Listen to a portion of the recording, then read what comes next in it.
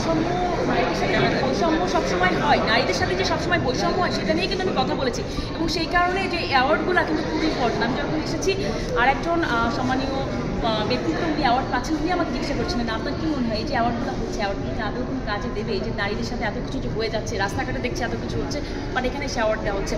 আমার মনে হয় অবশ্যই বৈষম্য দূরীকরণে এটা কিছুটা হলেও ভূমিকা রাখবে, কারণ একটা আপনি নারীদেরকে নিয়ে কথা বলছেন, আপনারা আজকে এখানে এসেছেন, নারীদের অ্যাচিভমেন্ট কী, আমরা কি করতে পারছি, সোসাইটির প্রতি আমাদের কি অবদান আছে, এবং সেখান থেকে যদি 5টা মেয়েও যদি বেশি শুনে, তার মানে 5টা ফ্যামিলি কিন্তু সেখান থেকে গড়ে উঠবে। 5টা ফ্যামিলিতে যদি আপনি দেখেন 2টা করে বাচ্চা যদি থাকে, 10টা ফ্যামিলি তারা যখন বড় হবে, তো আপনি যদি ইন ডিপে চিন্তা করেন, এটা কিন্তু একটা অনেক বড় কিন্তু একটা তাৎপর্য আছে। তো আপনি কোনো সমাজকে একটা নারীদেরকে পিছনে রেখে কটাক্ষ করে বৈষম্য বাড়িয়ে আপনি কিন্তু কোনোভাবে উঠতে পারবেন না। নারীদেরকে আপনার এগিয়ে যেতে হবে, এখন আর কোনো সুযোগ নেই আপনি নারীদেরকে পিছনে রাখতে পারবেন।